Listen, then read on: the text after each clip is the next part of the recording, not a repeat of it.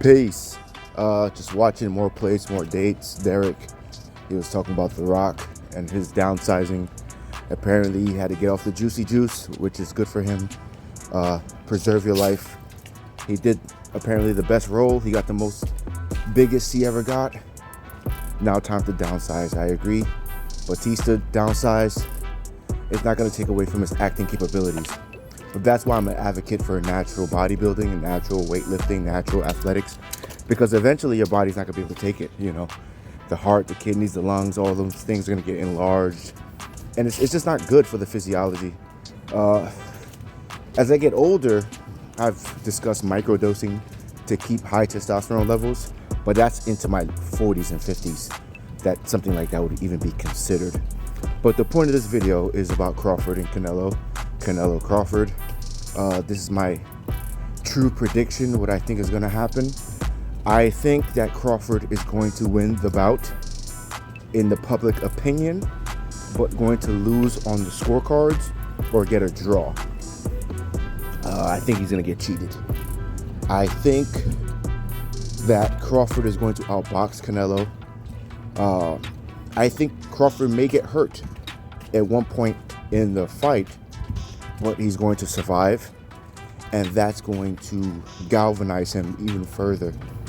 He's going to be like a rabid animal with, like a starving rabid animal, and Canelo's going to be the prey. Why do I say this? Not only the switch hitting, not only the agility and the angles, but Crawford looks bigger than Canelo, which is one of the biggest factors. People thought, oh, Canelo is so much bigger. What I would say is that Canelo, going up to light heavyweight, beating Kovalev, boxing against Bivol, and I really do believe if he beat Bivol, he probably would have fought Beterbiev or Benavidez at least, but that's neither here nor there. He lost to Bivol. Could Crawford do that? Styles make fights. But what I know is Crawford can emulate Bivol, Mayweather, and mix it all together into the pot. Switch hit.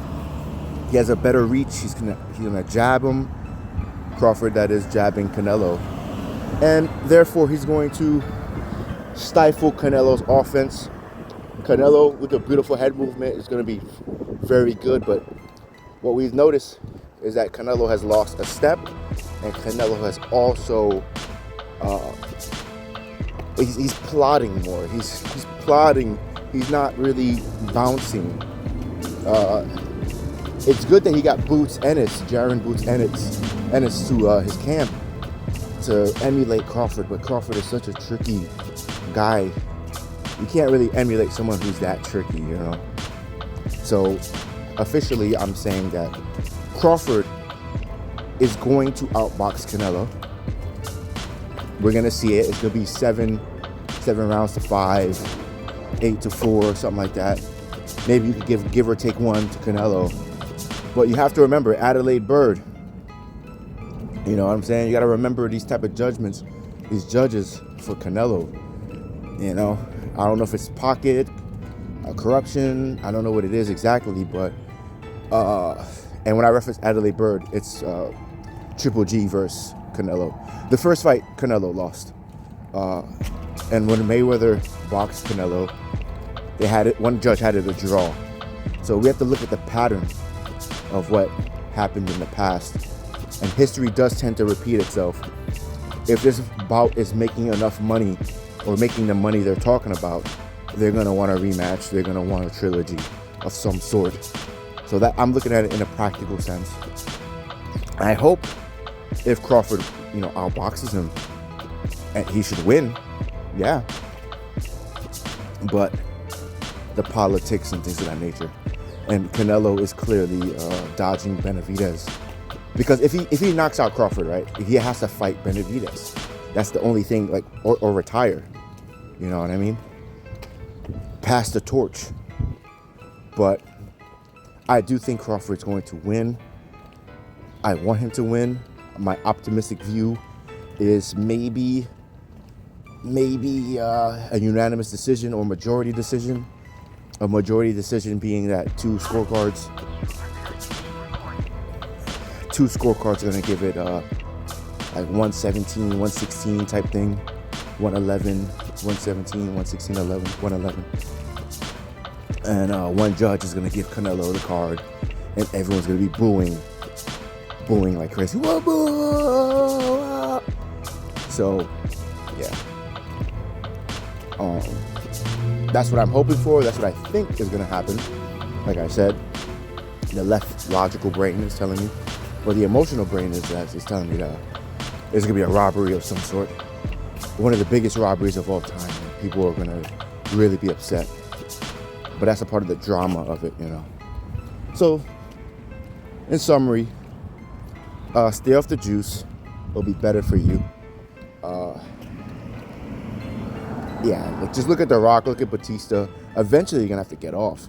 And if you are going to take that thing, I'm not going to tell you what to do, but you got to cycle appropriately, man. You can't be blasting it for years on end and like not think something's going to happen, you know. I look into the herbs and see what herbs emulate certain natural compounds in the body. You know, the ashwagandha, the tonkas, the ginsengs, certain things like that. So subscribe if you want to know more about that. On my IG, EvilJJB, I actually literally have all of those, everything I take, everything I do on my subscription page on IG. Like and share the video. Once again, I'm talking about The Rock downsizing. I'm talking about Crawford beating Canelo. And I'm on my morning walk. Stick to the discipline. After the surgery of the shoulder, feeling very good. Alhamdulillah. Feeling very strong. You know, with things like this, you have your ups and downs. But I'm blessed to be happy. I'm blessed to be healthy. All I can do is give praise to the Most High God, our Father in heaven. You know, hallowed be His name. I mean, yeah. So no judgment against anybody if you do the juice thing. I just don't like the juice itself. I don't have a problem with people who take it personally, you know. But my thing is, some of them look down on people. Like, oh yeah, he's natural, but he doesn't look like this. He doesn't work as hard as me. Like, duh. You're taking a compound that allows you to work harder. You don't even have to work smarter. You don't have to diet or focus on your nutrition better. Like, people that are natural who achieve a good physique, they actually have to dial in. They gotta do their cardio. They gotta eat the right proportions. They gotta, not saying that people that juice don't have to do that, obviously, but you have to be more conscious of everything when you're natural. Your sleep, extremely important. The reps, the workload, because you just can't get up and poke yourself in the butt and get energy the next 6 hours to work out again. You actually have to recover appropriately being a natural athlete. Also, speaking of that natural stuff, the clenbuterol that Canelo was found with before the second Triple G fight, this is a big legacy bout, man. We don't know what type of things and compounds these guys are taking to perform at the highest level. But once again, I got Crawford winning. I think he has the formula to defeat Canelo, but I'm skeptical because the scorecards, if they did it to Mayweather in Triple G, they did it to Erislandy Lara, you know what I'm saying? Like, Canelo gets favorable scorecards all the time. And sometimes it's very clear that Canelo is losing. So, I'm just keeping a practical view of it.